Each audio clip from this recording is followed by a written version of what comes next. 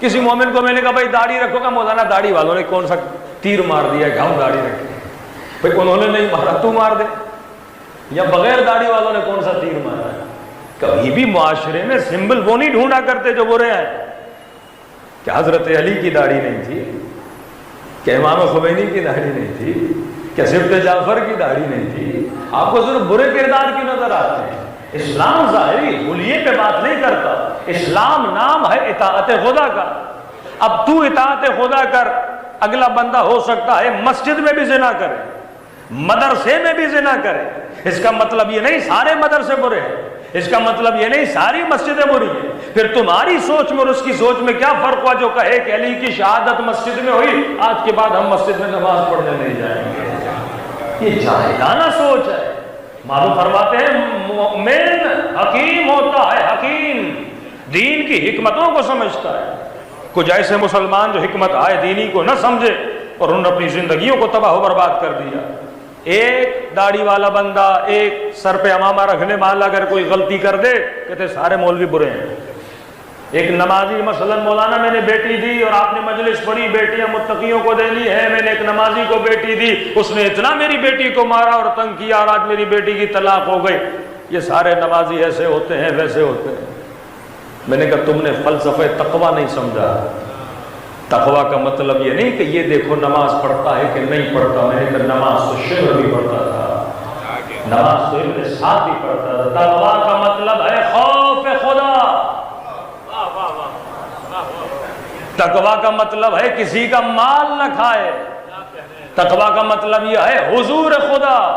تقویٰ کا مطلب یہ ہے کہ 24 گھنٹہ اللہ کے حضور کو محسوس کرے. کثرت نماز تقویٰ کا نام نہیں، کثرت عبادت تقویٰ کا نام نہیں. اب ہمیں کیا پتا وہ نماز کثرت سے کیوں پڑھ رہا ہے؟ تم یہ دیکھو صرف واجبات کو ادا کر رہا ہے، عادتاً کر رہا ہے یا عبادتاً کر رہا ہے؟ کئی چیزیں ہیں، کئی لوگ دیتے ہیں نام و نمود کے لیے، لیکن خوف خدا کا پتہ کیسے لگانا ہے؟ معصوم نے فرمایا معاملات سے پتہ چلتا ہے، ڈیلنگ سے پتہ چلتا ہے. اسے پیسہ دے، اس سے پیسہ لے، پتہ چلے گا اس کے دل میں خوف پروردگار عالم ہے کہ نہیں ہے. اگر معاملات صحیح نہیں ہے، نہ یہ اللہ والا ہے نہ علی والا ہے، ایسی نماز اس کے منہ پہ ماری جاتی ہے. تو فرمایا اے مومن صاحب حکمت بن، دین کے جتنے احکامات ہیں وہ حکیمانہ ہے. چھوٹی سی مثال دے رہا ہوں.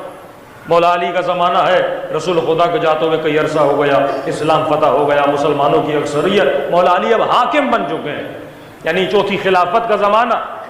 ایک شخص آیا، اس نے مولا علی پہ اعتراض کیا کہ یا علی آپ نبی کی سنت پہ عمل نہیں کرتے. امام نے کہا کون سی سنت؟ کہ نبی کا فرمان ہے اپنی داڑھیوں کو یہودیوں کی طرح نہ بناؤ،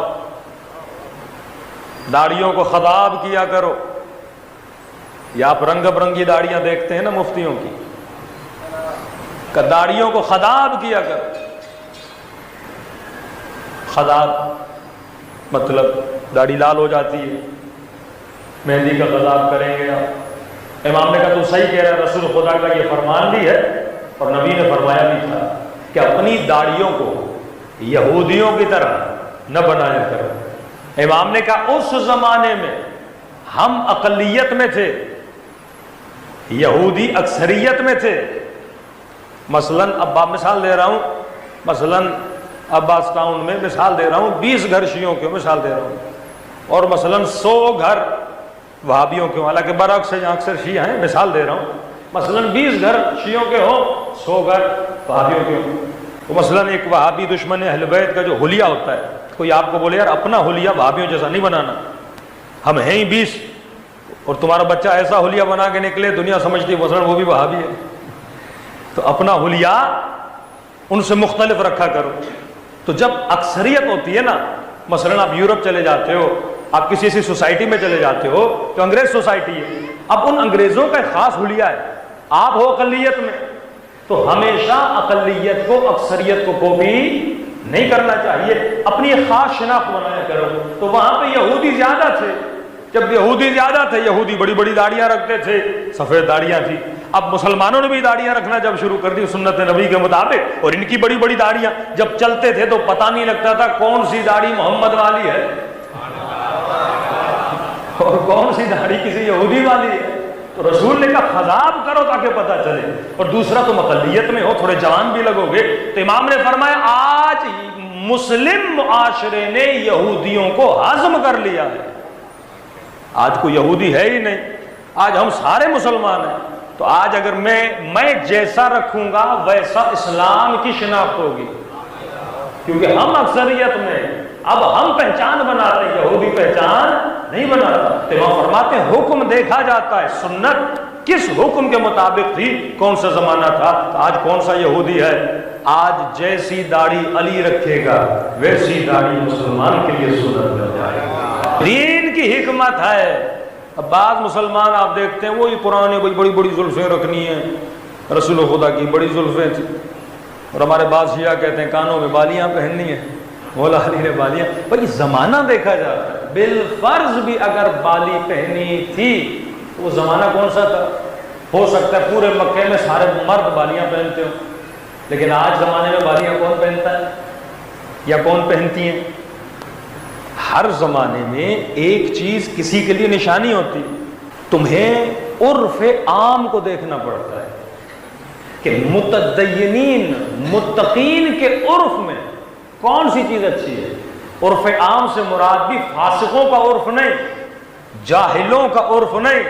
اب بندہ مثلا انگلینڈ چلا جائے، امریکہ چلا جائے، کینیڈا چلا جائے، مولانا آپ نے کہا تھا جو عرف عام ہو وہ پہنو، تو یہاں عرف عام میں مثلا خواتین دوپٹے نہیں پہنتی اور مرد جو ہیں مثلا ایسے کپڑے پہنتے ہیں، تو مولانا ہم تو عرف عام کو فالو کر رہے ہیں۔ نہیں، کن کا عرف عام؟ اتقیاء کا عرف عام، علماء کا عرف عام۔ مثلا آپ آج امام زمانہ تو ہمیں نظر نہیں آ رہے، پردے غیب میں ہے، آج ہمیں کن کا عرف دیکھنا ہوگا؟ مراجع کا، علماء کا، زہاد کا۔ کہ بھائی کوئی مرجع ہے جس نے بڑی بڑی زلفیں رکھی ہوں، مثال دے رہا ہوں، کوئی نہیں رکھتا۔ کوئی ہے جس نے کان میں مثلا کچھ پہنا ہو، کوئی نہیں پہنتا۔ تو عرف عام کو دیکھنا وہ آپ کے لیے کیا بنتا ہے؟ حجت بنتا ہے۔ امام علی کے زمانے میں عرف عام کچھ اور تھا، زمانہ بدلتا گیا۔